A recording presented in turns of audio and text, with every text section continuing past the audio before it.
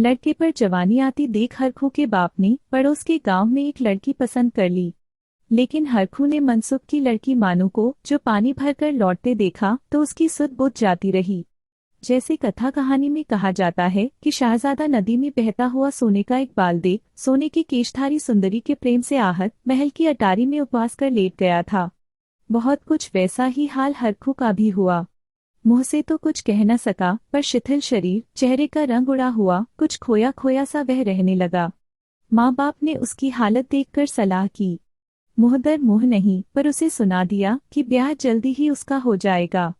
लड़की भी बच्चा नहीं, बिल्कुल जवान है। मंगरू की बड़ी बेटी मनसुखी आसपास के 4 गांवों में एक ही लड़की है।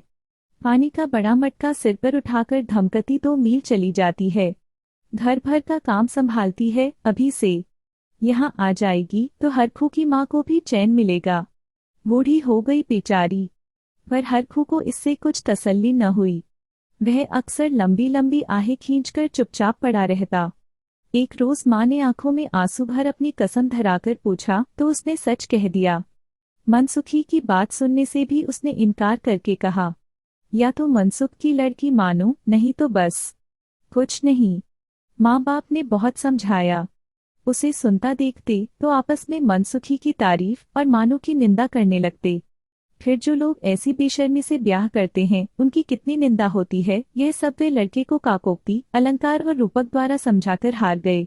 पर धुन का पक्का हरखू न माना तो न माना। बेटे की जिद से हार मान बूढ़ा रामचरण एक रोज मनसुख से बात करने गया। जब वह लौटकर आया तो क्रोध से उसकी आंखें लाल और ग्लानि से चेहरा विरूप हो रहा था। कंधे की चादर जमीन पर फेंक वह जमीन पर ही बैठ गया। हरखू की माँ ऊँटों को बेरी की पत्तियां खिला रही थी। तुरंत बूढ़े के समीप दौड़ी आई। हरखू दूर से ही उत्सुक कान लगाए था। बूढ़ा मानो फट पड़ा, ऐसे नालायक बेटे से बेऔलाद भला। हरखू की माँ ने घबराकर बेटे की बलाएं अपने सिर लेते हुए नाक पर हाथ रखकर पूछा, हाय हाय, हुआ क्या? बूढ़े ने कहा, होगा क्या, ऐसे बेशर्म बेगैरत लड़के से और होगा क्या? तमाम इज्जत खाक में मिल गई और घर मिट्टी में मिल जाएगा। माँ ने फिर बलाएं लेकर पूछा, हाय, हुआ क्या, ऐसा क्यों कहते हो? बाप ने कहा, अगर इसके ऐसे ही मिजाज थे तो यह गांव के साहूकार के यहाँ पैदा क्यों नहीं हुआ? जानती है मनसुख ने क्या कहा? सीधे मुंह से बात भी न की। कहता है, मानो की बात तुम मत सोचो। उसे वह ब्याहेगा जो 250 रुपए की गठरी बांध कर लाएगा। 250 रुपए की बात सुन हरखू की माँ की आंखें ऊपर चढ़ गई। बूढ़ा बोला, तू भी बूढ़ी हो गई। तू ही बता, तूने कभी ऐसा तूफान सुना है? उम्र में 250 रुपए कोई चीज ही नहीं होती। मंगरू से मैंने मनसुखी के लिए बात की थी। उसने लड़की के 80 मांगे थे, आखिर 60 पर तैयार है। उसकी लड़की भी एक इंसान है और वह बदजात मांगता है 250। और फिर तू बूढ़ी हो गई। तू ही बता, रंग जरा मैला हुआ तो क्या और जरा सांझ हुआ तो क्या? औरत औरत सब एक। तुझे अपने काम से मतलब कि रंग से? अभी 6 महीने नहीं हुए इसके लिए साइकिल खरीदी थी तो वह ऊँट बेचा था। 250 रुपए उम्र भर में कमा तो पाएगा नहीं, और शान यह है।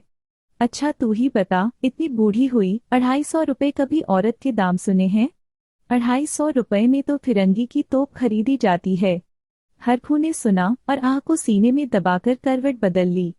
एकलौते बेटे का यूं दिन रात पिसूरना माँ बाप से देखा न गया। बूढ़े ने कहा, मेरा क्या है, पका फल हूँ, कब टपक पड़ूं, जो कुछ है इसी के लिए है। रोजी का सहारा ये 2 ऊँट हैं, ये भी जाएंगे तो फिर खुद ही फिरंगियों की सड़क पर रोड़ी कूटने की मजदूरी करेगा। लोग यही कहेंगे कि रामचरण का बेटा मजदूरी करने लगा, सो इसकी किस्मत। मैं क्या सदा बैठा रहूंगा? आखिर दोनों ऊँट भी बाजार में बेच दिए गए और मानो हरखू की बहू बन के घर आ गई। मानो को इस बात का कम गर्व नहीं था कि उसकी कीमत गिनकर 250 रुपए चुकाई गई है। पानी भरने जाती तो आधा ही घड़ा लेकर लौटती, वह भी लचकती, बल खाती। पड़ोस की सुखिया ने समझाया, ऐसा नखरा ठीक नहीं। मर्दों को काम प्यारा होता है। किसी रोज ऐसी मार पड़ेगी कि कमर सदा को लचक जाएगी। अपने कान तक फैली आंखें मटकाकर और हाथ का अंगूठा दिखाकर मानो ने कहा, ओहो, मेरे बाप ने 12 बीसे और 10 रुपए गिनकर मुझे मार खाने को ही तो यहाँ भेजा है। कोई मुझे हाथ तो लगाए। तेरा क्या है? तेरे मर्द ने 3 बीसे में तुझे लिया है। लंगड़ी लूली हो जाएगी तो एक और सही। गजब की शौक और शौकीन थी मानो। वह काले मखमल की बास्केट पहनती जिसकी सिलाइयों पर सीप के 300 बटन टके थे। अपने बालों में मक्खन लगाती और बाहर जाने से पहले पानी का हाथ लगाकर उन्हें संवार लेती। महीने में 2-2 बार अपने बाल धोती। हरखू की माँ यह सब देखती और नाक पर हाथ रख पड़ोसन से कहती, देखो तो 250 रुपये देकर ब्याह किया, पर मुझे क्या हराम मिला। इसे तो अपने नखरों से ही छुट्टी नहीं। बूढ़े ने बेटे को समझाया, जवानी की तेरी उम्र है, कुछ कमाई अब नहीं करेगा तो कैसे निबाह होगा। यूं घर बैठा रहना क्या तुझे सुहाता है। रोजी का एक जरिया मेरे ऊँट थे सो तेरे ब्याह में खत्म हो गए। अब भी तू कुछ नहीं करेगा तो क्या मैं परदेस जाकर मजदूरी करूंगा। मन मारकर हरखू को कमाई करने शहर जाना पड़ा, लेकिन मन उसका गांव में ही रहता। पूरा सप्ताह हरखू को शहर गए नहीं हुआ था कि वह मानो की याद से बेकल हो। एक दिन आधी रात में उठ अपने गांव को चल दिया। 16 मील चलकर जब उसे उषा की अस्पष्ट लाल आभा में पहाड़ी पर अपने गांव की छतें दिखाई दी तो वह ठिठक गया। अपने गांव की क्रुद्ध मूर्ति और पड़ोसियों की लांछना के विचार ने उसके पैरों में बेड़ियां डाल दी। वह एक चट्टान पर बैठ अपने घर के दरवाजे की ओर देखने लगा। उसने सोचा, पानी भरने मानो निकलेगी तब वह उसे एक आंख देख सकेगा। बावड़ी पर चलकर बैठो, मानो पानी भरने आएगी तो उससे 2 बातें करके लौट जाऊंगा। मानो पानी लेने आई तो 2 सहेलियों के साथ। हरखू 30 कदम पर एक पत्थर की ओट में बैठ धड़कते हुए दिल से देखता रहा, पर एक शब्द बोल न सका। बोलता कैसे? वह दोनों पड़ोसिनें बदनाम कर देती। दिल पर पत्थर रखे हरखू देखता रहा, मानो सहेलियों से चुहल करती मटकती लौट गई। हरखू आहें भरता शहर लौट गया। हरखू के विरह की आग में ईर्ष्या का घी पड़ गया। उसने सोचा, देखो मैं यहाँ परदेश में अकेला मर रहा हूँ और वह मौज करती है। उसे मेरा जरा भी गम नहीं। औरत की जात में वफा नहीं होती।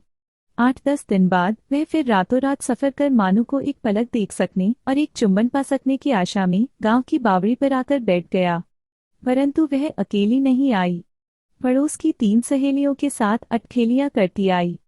हरखू उनकी बात को कान लगाकर सुन रहा था। सुखिया ने मानू की ठोड़ी छूकर कहा, हाय रे तेरा नखरा। गांव के छैले तुझ पर जान दे रहे हैं, कसम तेरे सिर की। मानू के चेहरे पर गर्व से सुरूर छा गया। वे पानी लेकर लौट गई। हरखू की छाती पर मानो 100 मन का पत्थर आ गिरा, पर बेबस था। अब उसके मन में संदेह का अंकुर और जमा। संदेह मनुष्य के हृदय में आकाश बेल की तरह बढ़ता है। उसके लिए जड़ या बुनियाद की भी जरूरत नहीं, वह कल्पना के आकाश में ही पुष्ट होता है। संदेह को निश्चय का रूप लेते भी देर नहीं लगती। गांव में ऐसे कई लौंडे लुगाड़े थे जिन्हें फितूर के अलावा कुछ काम न था। और फिर यदि कुछ दाल में काला नहीं है तो सुखिया ऐसी चर्चा क्यों कर रही थी? और मानू की यह चटक मटक किसके लिए है? देखो, उसे मेरा जरा भी कम नहीं, और मैं मरा जा रहा हूँ। हरखू लहू के घूंट पी पी कर रह जाता। उसने सोचा, रुपया कमाने के लिए ही तो वह घर से दूर यहाँ पड़ा है। यूं 8 आने 10 आने रोज में रुपया नहीं कमाया जा सकता। घर लौटने की आग ने उसे बावला कर दिया। एक दिन मौका देख उसने एक हाथ मार ही दिया। किस्मत अच्छी थी, वह पकड़ा भी नहीं गया और 150 रुपया कमाकर 1.5 महीने में घर लौट आया। हरखू के बाप को हौसला हो गया, बेटा भूखा नहीं मरेगा। जैसे नील का दाग कपड़े को नहीं छोड़ता, वैसे ही जिस मन में संदेह एक बार प्रवेश कर जाता है उसे छोड़ता नहीं। एक दिन हरखू ने मानू से पूछा, क्यों? जब मैं शहर में था तो खूब मजे उड़ते थे। मानो भी निरी मजदूरिन न थी। चमक कर उसने पूछा, कैसे मजे? किससे मजे उड़ते थे? हरखू ने कहा, क्यों गांव में क्या कम आदमी हैं? खूब बनाव सिंगार से पानी लेने जाना होता था, क्यों? मानू ने कहा, मैंने कभी किसी दूसरे की तरफ आंख उठाकर देखा हो तो मैं मर जाऊं। नहीं, मुझ पर झूठा इल्जाम लगाने वाला मर जाए। हरखू ने तड़प कर पूछा, तू बन ठन कर अपना हुस्न दिखाने नहीं जाती थी? मानू ने उत्तर दिया, मैं क्यों जाऊंगी दिखाने किसी को? कोई मरा घूरा करे तो मेरा क्या कसूर? हरखू ने चुटिया कर पूछा, तो तू यूं बन ठन कर दिखाने को निकलती क्यों है? अपने सौंदर्य के अभिमान में सिर ऊंचा कर मानो ने कहा, मैं क्या करती हूँ? क्या मुंह काला कर लूं? मैं जैसी हूँ वैसी हूँ। हरखू बड़े यत्न से मानो की चौकसी करने लगा। वह मानो से 100 कदम दूर पर भी आदमी देख पाता तो उसे यही संदेह होता कि वह उससे आंख लड़ा रहा है। कुछ दिन में उसका खाना पीना हराम हो गया। किसी मुसाफिर को गांव से गुजरते देखकर भी उसे यह शंका होती कि संभव है मानो के रूप की ख्याति सुनकर ही यह आदमी बहाने से इधर आया है। सारा गांव उसे मानो के पीछे पागल दिखाई पड़ने लगा। एक रात हरखू ने मानो से पूछा, आज तू बाहर से लौट रही थी, कब राह में मुस्कुरा क्यों रही थी? उत्तर में मानो ने पूछा, मैं कहाँ मुस्कुरा रही थी? हरखू ने कहा, और वे सब आदमी खड़े हुए क्यों देख रहे थे? अपने रूप की महिमा के संकेत से पुलकित होकर मानो ने उपेक्षा से उत्तर दिया, मैं क्या जानूं? होंठ काटकर हरखू ने कहा, बहुत घमंड होगा हुस्न का, नाक काट लूंगा। मानो का मन गुदगुदा उठा। उसने कह दिया, 12 बीसे और 10 रुपए की नाक है, और मन मन मुस्कुराने लगी। मानो सो गई, परंतु हरखू की आंखों में नींद कहाँ। उसने पुकारा, सुन तो। उत्तर नदारद। हरखू ने सोचा, देखो तो घमंड इसका। मैं बेचैन पड़ा हूँ और यह मजे में सो रही है। यह सब घमंड हुस्न का है। इसी हुस्न के पीछे गांव के बदमाश पागल हैं। मेरी क्या आबरू है? अगर यह हुस्न न होता तो क्या मेरी आबरू यूं मिट्टी में मिलती? ऐसे हुस्न से क्या फायदा? गंभीर होकर इस समस्या पर विचार कर उसने सोचा, आबरू नहीं तो कुछ नहीं, और यह हुस्न तो सब लोग देखते हैं। मेरा इस पर क्या कब्जा? जब तक यह हुस्न रहेगा तब तक मुझे आबरू और चैन कहाँ मिल सकता है? रात के सन्नाटे में जो विचार उठते हैं वे बहुत उग्र होते हैं। दिन की तरह उस समय विचारों को बाधित करने वाली सैकड़ों उलझनें नहीं रहती। इसीलिए भक्त समाधि रात में लगाते हैं, कातिल कत्ल रात में करते हैं और चोर चोरी रात में करते हैं, और विरही भी रात में ही पागल हो उठते हैं। हरखू अंधेरे में आंख खोले मानो के रूप के कारण होने वाले सब अनर्थ पर विचार कर रहा था। यह अनर्थ उसे अपने में जान पड़ा। उसे सहन करना बिल्कुल संभव न था। उसने सिरहाने से पहना छुरा उठाया और अंधेरे में टटोल कर मानो की नाक पकड़ ली। एक ही झटके में नाक काटकर उसने फेंक दी। मानो चीख उठी। हरखू की माँ उठकर दौड़ी। रोशनी जलाई गई। पड़ोस के लोग दौड़ आए। हरखू का बाप गुस्से में गालियां दे रहा था और दूसरे लोग इलाज बता रहे थे। एक बुढ़िया ने चिल्लाकर कहा, अरे जल्दी से कोई भेड़ बकरी का ताज़ा गर्म गर्म जिंदा गोश्त का टुकड़ा काटकर नाक पर रखो, नहीं तो लड़की मर जाएगी। हरखू की माँ ने घबराकर कहा, इस वक्त भेड़ बकरी कहाँ? बुढ़िया ने उत्तर दिया, तो तुम जानो। हरखू खड़ा सुन रहा था।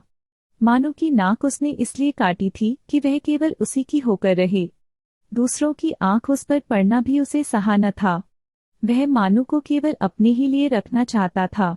दूसरे की आंख उस पर पड़ने से उसके दिल पर घाव लगता था। उसके मर जाने की संभावना सुन उसका दिल दहल गया। जिंदा गरम गोश्त नहीं मिलेगा तो क्या? उसने वही पहना छुरा उठाया और अपनी जांघ से जिंदा गरम गोश्त का टुकड़ा काटकर मानो की नाक पर धर दिया। हरखू के माँ और बाप बिल्कुल पागल हो बैठे और दूसरे लोग हैरान रह गए। मानो चेहरे पर घाव के दर्द के मारे खाट पर पड़ी कराहती रहती और हरखू जांघ में पट्टी बांधे खाट की पटिया पर बैठा मानो के चेहरे पर से मक्खियां हाका करता। जख्म के कारण मानो का तमाम चेहरा सूज गया। पानी का घूंट तक निगलना उसके लिए दूभर हो गया, तिस पर बुखार। यह हालत देखी तो हरखू ने उसका इलाज शहर के फिरंगी डॉक्टर वाले अस्पताल में कराने का निश्चय किया। स्वयं बड़ी कठिनाई से वह चल पाता था, परंतु एक रात जब सब लोग सो रहे थे उसने मानो को कंधे पर उठा लिया और बगल में लाठी ले वह शहर के लिए चल पड़ा। वह कुछ दूर चलता और सुस्ता लेता। कपड़ा भिगोकर पानी की बूंदें मानो के मुंह में टपकाता जाता। 5वें दिन वे लोग शहर के अस्पताल में पहुंच गए। 20 रोज में मानो का जख्म भर पाया और उसकी तबीयत ठिकाने पाई। नाक न रहने पर हवा होठों की अपेक्षा नाक के छेद से अधिक निकल जाती है और स्वर बिल्कुल नक्की हो जाता है। उसी स्वर में मिनमिना कर मानो ने कहा, मेम साहब कहती हैं विलायत से रबड़ की नाक मंगवाई जा सकती है। हरखू ने घबराकर उत्तर दिया, बस रहने दे, हमें नाक नहीं चाहिए। मुझे तू बिना नाक के ही भली मालूम होती है। मुझे क्या नाक औरों को दिखानी है? मानो उदास हो गई। उसने खाना खाने से इनकार कर दिया। हरखू के लिए बड़ी भयंकर समस्या आ पड़ी। उसने सोचा बुरा हो इस मेम का। मैंने एक नाक काटी थी, वह दूसरी बनाने को तैयार है। जब 2 दिन मानू ने खाना नहीं खाया तो हरखू ने रबड़ की नाक की कीमत 40 रुपए डॉक्टर के यहाँ जमा करा दी।